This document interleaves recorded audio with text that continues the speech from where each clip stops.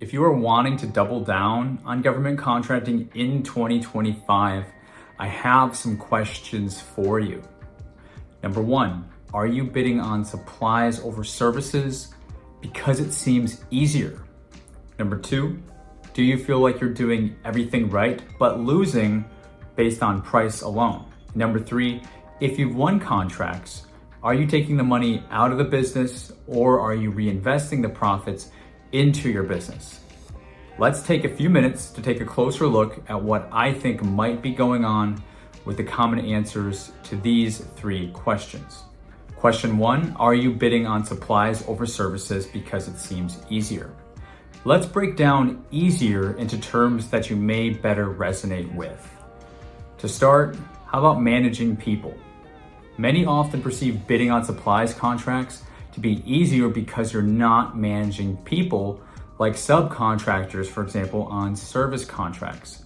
At face value, I can understand why some would think this. After all, supplies don't talk back, at least most don't. If you pursue supplies with the thought in mind, you might unfortunately be in for a bit of a rude awakening. Just because you don't have to call around to find subcontractors doesn't mean you don't have to manage people. You still have to call around to find manufacturers or resellers who can provide the supply buy. You will also have to negotiate lead times and shipping times if the government wants the delivery sooner than your teaming partner can provide.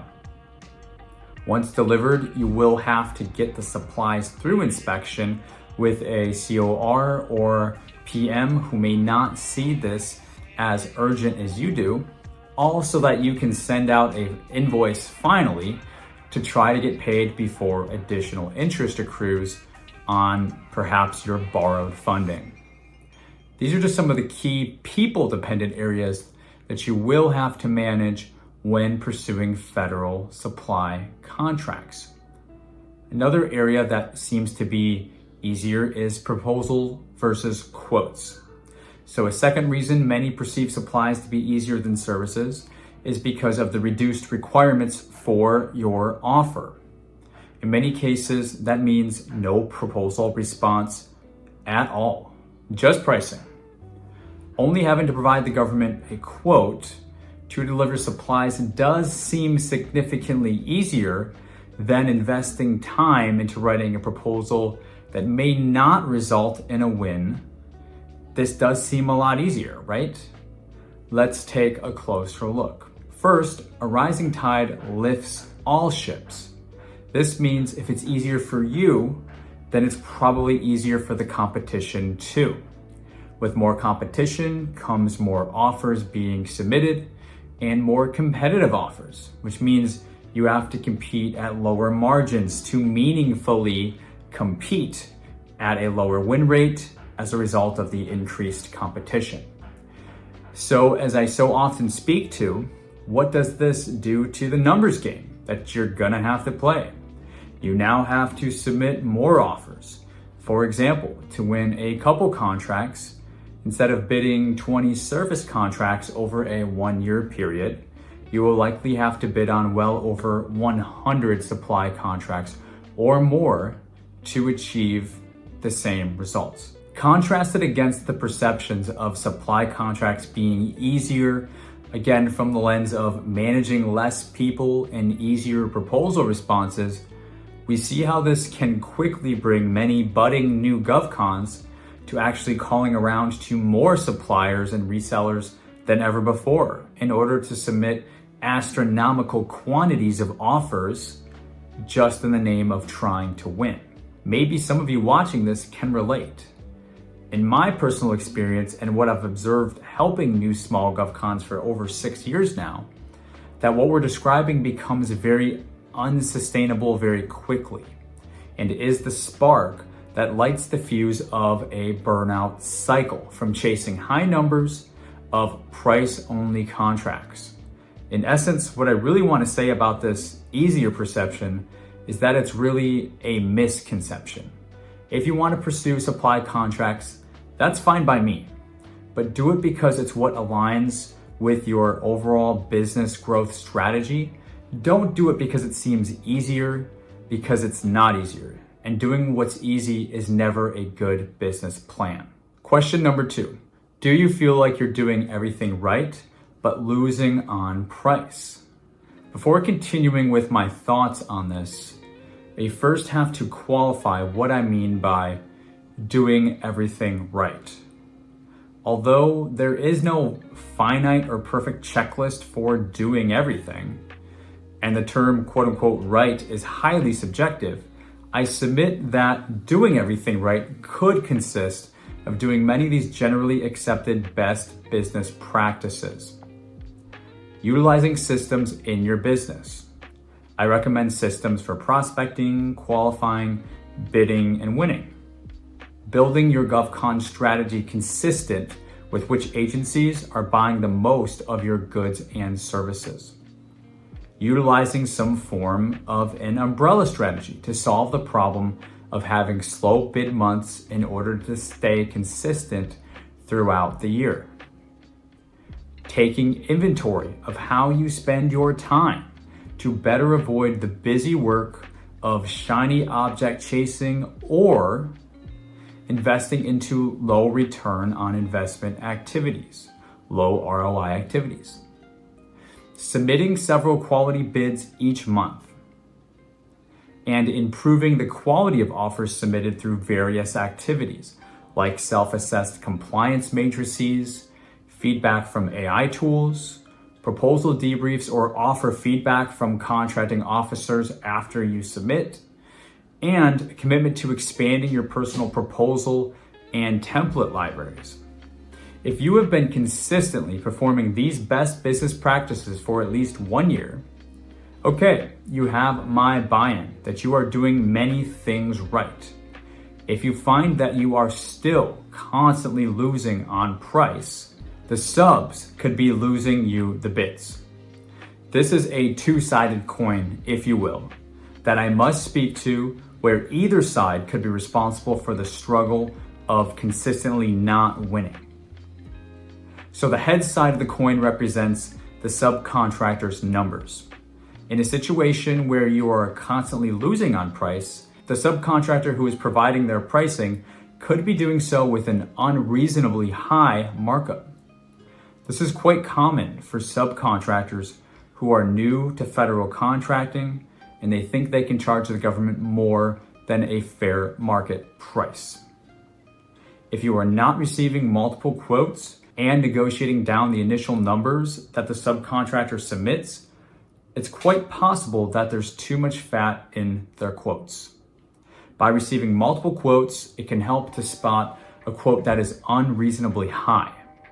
You can also do your own research on incumbent contracts if they exist, and current prices for similar scopes of work in order to benchmark the numbers that the subcontractor is giving and providing to you. Now, the tail side of the coin represents the industry or service that you are bidding in. If you're subcontracting the work by way of, say, a legal middleman method, and you are in a service industry where there are many small government contractors who self-perform the same work, you are never going to be able to beat them. You will always have an extra link in the chain that they do not have, and therefore your price will always be higher. In this instance, all you can do is move to another industry where there is a lack of self-performing prime contractors, leaving room for you to bring value to the government table. It's also for this reason, and I don't say it often enough, but even after winning a few contracts, you should be paying attention and learning how to provide the service so that you can gain an even stronger advantage to eventually start self-performing these services yourself as the prime. Then you can trade in your coin entirely for a new coin where nobody doing the legal middleman method will ever be able to beat you. Question number 3. If you've won contracts, are you taking the money out of the business or are you reinvesting it into the business? This may sound like an oversimplified or even facetious question, but I mean it very literally because I have seen many who are not reinvesting their profits into the business. If you need contract profits to live on, then you have to do what you have to do. But please remember, the more of the profits that you can reinvest into the business, firstly, you will pay a lot less in taxes, but more importantly, the reinvestment will help your small GovCon business take off a lot faster. Just because you've won a few contracts does not mean that you are out of the woods or that your business is now able to stand the test of time. One bad year can put you out of business or looking for a job. Life automatically leans towards disorder and the natural state of entropy over time. One way to try to hold that off for as long as you can until you have some breathing room is by reinvesting your profits into revenue generating activities in your business. These can look like hiring a proposal writer to push out more bids, hire a project manager to free up your time, bringing on a spouse or a business partner so that you can both start bringing in business, using software to gain efficiency in your business and systems. You can hire a mentor, coach, or someone who can help you accelerate your business without having to spend the additional time to learn the lessons on your own that they've already learned. And there's a lot more. I affirm that everyone's biggest win condition in small business government contracting is staying in the game. This is not a game of Jenga tower building where you start out with zero risk and with each stacked tile, things get more and more shaky. No, this is a game of pyramid building where each layer is stacked more easily than the previous, and each layer stacked above makes each layer below that much more foundationally strong. In government contracting, the longer you play, the more you learn.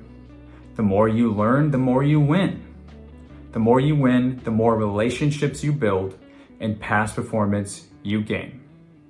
If that's true, it would also have to be true that being new and lacking all of this at the beginning is your biggest disadvantage.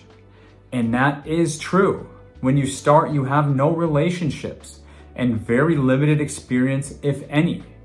You don't know what a winning proposal looks like, and you don't know how to pick up a phone and get a quote from a prospective teaming partner. Reinvesting your profits, especially very early on in this game, will gain you the advantages that you need to overcome all the disadvantages you have when you're first starting out. Remember, you're competing against other more established companies that have more advantages than you, as they should. You want to get to that same level as quickly as possible so that you don't have to submit as many bids just to win your next contract. Too much effort without any results to show quickly becomes demoralizing, even after winning a few contracts. We want to put off sparking that burnout cycle as much as we can, because that will take us out of the game entirely. Our biggest win condition when starting out is staying in the game for as long as you possibly can. So we want to use all of the resources we have at our disposal, including reinvesting profits, to play towards that which gives us the biggest chance of being successful for the long term. If you've enjoyed this video, I've been working in government contracting for over a decade, and I've been working with small GovCons for over 6 years at the time of this video. If you are interested in the resources that I've developed with over a decade of experience, I have my free masterclass, I have my book entitled The Legal Middleman Method, and we also have our student course community where we meet multiple times each month to go through our curriculum training, answer questions, and celebrate through being a community in government contracting. I have a link down for all of that. Thank you for watching, like, subscribe, and we'll see you in the next video.